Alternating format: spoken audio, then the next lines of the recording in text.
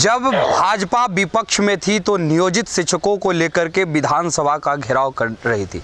आपको बता दें कि डाकबंगला चौराहे के पास उन पर लाठियां भी बरसाई गई, लेकिन अब भाजपा सत्ता में है और वही नियोजित शिक्षक जो है कल बीजेपी कार्यालय पहुंचे जहां उन पर लाठियां बरसाई गई।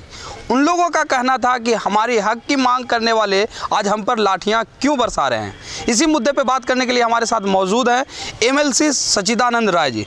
सर, आखिर बीजेपी जो उनके लेकर के कहती थी कि उनकी आवाज़ को बुलंद हम कर रहे हैं, डाकबंगला चौराहे के पास प्रदर्शन भी किए, विधानसभा का घेराव करने के लिए भी आए थे, जब खुद सत्ता में आ गए तो उन पर लाठियां बरसाना शुरू कर दी। क्या कहेंगे आप? देखिए, चुनावी लोकतंत्र में जनशक्ति का बड़ा महत्व होता है। आपने देखा होगा 2015 में शिक्षक संघों ने सुशील मोदी का पक्ष लिया था। उन्होंने सुशील मोदी जी ने प्रॉमिस किया था कि अगर उनकी सरकार बनती है तो वो उनको जो मांगे उनकी मांगे को पूरी करेंगे। लेकिन उसका परिणाम ये हुआ कि सुशील मोदी जी की पार्टी जो है हार गई, 53 सीटों पर सिमट गई। तो समझ में आ गया कि भाई इन लोगों को जिताने की तो औकात तो है नहीं। इसके बाद कुछ ऐसा काल चक्र चला कि 20 महीने बाद सुशील मोदी जी जो है वो उप मुख्यमंत्री बन गए, अर्थात भाजपा सत्ता में आ गई।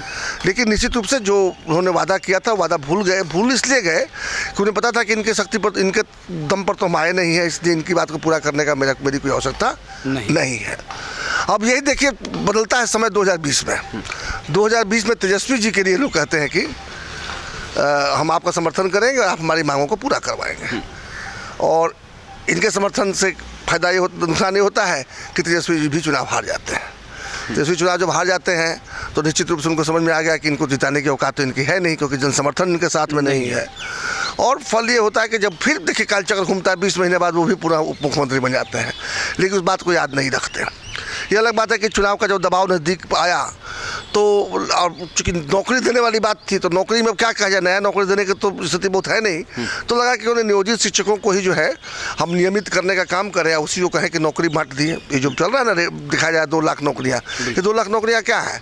आधे उसमें नियोजित शिक्षक है जिनको नियमित किया गया, और जो आधा बच गया उसमें से आधे जो हैं वो प्राइवेट स्कूलों में जो पढ़ाते थे वो लोग चले गए सरकारी विद्यालयों में, और जो 1/4 बच गया उसमें से आधा जो है वो दूसरे राज्यों के लोग आए हुए हैं, और जो 8वां हिस्सा बचा वही जो है सो नए लोगों को जॉब मिला।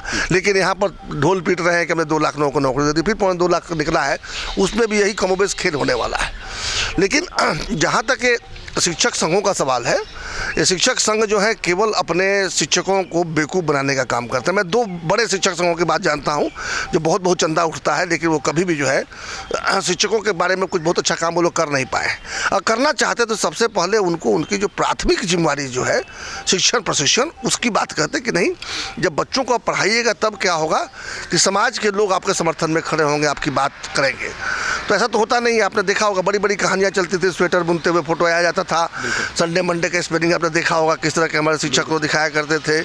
और ये पूछने पर कि भारत का राष्ट्रपति कौन है तो बिहार के मुख्यमंत्री को भारत का राष्ट्रपति बता देते थे। ऐसे बहुत सारे वीडियो हम लोग देख चुके हैं यूट्यूब के ऊपर में। तो नियोजित शिक्षकों की गुणवत्ता को लेकर तो हमेशा ही प्रश्न उठते रहे हैं। आज अगर नियोजित शिक्षकों को नियमित करने की बात है तो नियमित करेंगे तो परमानेंट हो जाएंगे, वो सरकारी नौकरी हो गई उनकी, और उनके जिम्मे ठेका चला जाएगा या उनके जिम्मा चला जाएगा बिहार के बच्चों के भविष्य को बनाने का। यानी हजारों की संख्या में बिहार के बच्चों के भविष्य बनाने की जिम्मेदारी उन शिक्षकों के जिम्मे रहेगी जो अभी नियोजित है, और फिर से वो नियमित हो जाएंगे। तो ऐसे तो हो नहीं सकता। निश्चित रूप से पहली बात, उनको नियोजित होने में भी क्राइटेरिया अलग रखना चाहिए था, जिस तरीके से उस समय की सरकार ने किया कि मुखिया जो है वो पैसा लेकर, और मैंने देखा है, मेरे यहाँ हुआ था कि ईंट भट्ठे के ऊपर बैठ कर मुखिया जी जो है वो नियोजित शिक्षकों का नियोजन कर रहे थे। तो उस तरह से क्या हुआ कि गुणवत्ता में तो काफ़ी कॉम्प्रोमाइज़ हुआ। ऐसा नहीं कहता कि अच्छे शिक्षक नहीं है नियोजित शिक्षक में है, कईयों ने जो है दक्षता परीक्षा भी पास की है, और निश्चित रूप से वो अगर सक्षमता परीक्षा देंगे तो पास भी करेंगे। लेकिन बहुत से ऐसे भी हैं जो दक्षता नहीं रखते या सक्षमता परीक्षा दे देकर बार दे देकर फेल करेंगे। तो उनका अगर ये मानना है कि नहीं, बिना सक्षमता परीक्षा दिए हुए हम शिक्षक बनेंगे और बिहार के बच्चों को जो है सो भविष्य बनाने का काम करेंगे, तो बिहार के लोग स्वीकार नहीं करेंगे। आज अगर सरकार मान भी ले तो बिहार के लोग सड़कों पर उतर आएंगे। तो अयोग्य शिक्षकों को क्यों आप नियुक्त कर रहे हैं? के पाठक का बयान आया, उन्होंने कहा कि यदि नियोजित शिक्षक की जो है 3 बार सक्षमता परीक्षा में असफल हो जाते हैं तो उन्हें सेवा मुक्त ही कर दिया जाएगा। यही एक सही ये भी संभव नहीं है। जिनको आपने नियोजन किया था, बहुत पहले किया था, कोई 5 साल, कोई 10 साल, कोई 20 साल से काम कर रहा है, आज वो रोजगार खोजने कहाँ जाएगा? आपकी गलती का वो तो शिकार नहीं हो सकता है। हाँ, ये एक तरफ जहाँ ये सही है कि सक्षमता परीक्षा उनको पास करनी चाहिए अगर उन्हें बच्चों को पढ़ाना है तो, क्योंकि कोई अयोग्य शिक्षक जो है बच्चों को योग्य नहीं बना सकता है, तो देंगे। मुझे पूरा विश्वास है कि अधिकांश इसमें से पास कर भी जाएंगे और सरकारी कर्मचारी बनकर जो शिक्षक प्रशिक्षण का काम करेंगे। लेकिन कुछ ऐसे भी लोग हो सकते हैं जो उसके योग्य नहीं है, उसमें उनका कोई कसूर नहीं है। जब उनका सिलेक्शन हुआ था तो उसमें तो क्राइटेरिया नहीं था कि आपको क्षमता परीक्षा पास करनी पड़ेगी। बिल्कुल।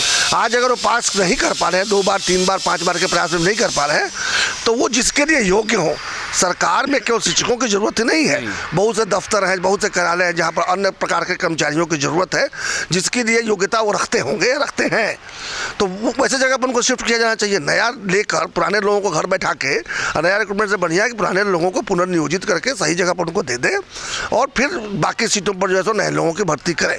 इसलिए मैं इसके पक्ष में नहीं हूँ कि किसी की नौकरी चली जाए। इसके लिए तो बड़ा आंदोलन किया जा सकता है कि जिसको रोजगार मिला, रोजगार छीन नहीं सकते, कोई सरकार नहीं छीन सकती, और तालिबानी बनने से के पाठक जी के साथ भी जन समर्थन नहीं रहेगा।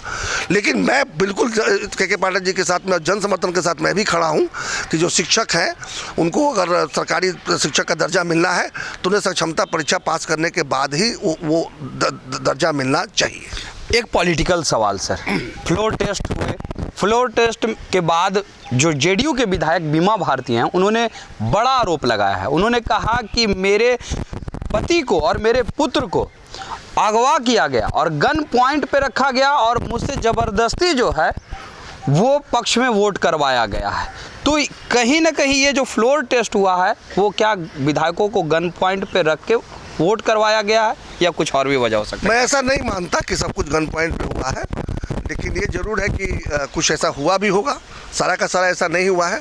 बीमा भारती जैसा अगर लगा रही हैं आरोप तो निश्चित रूप से उनको साक्ष्य भी देंगी और उसकी जांच भी होनी चाहिए। जांच हो भी रही होगी और साक्ष्य देंगी तो निश्चित रूप से जो है सो फिर जो है वो दिक्कत में आएगी सरकार।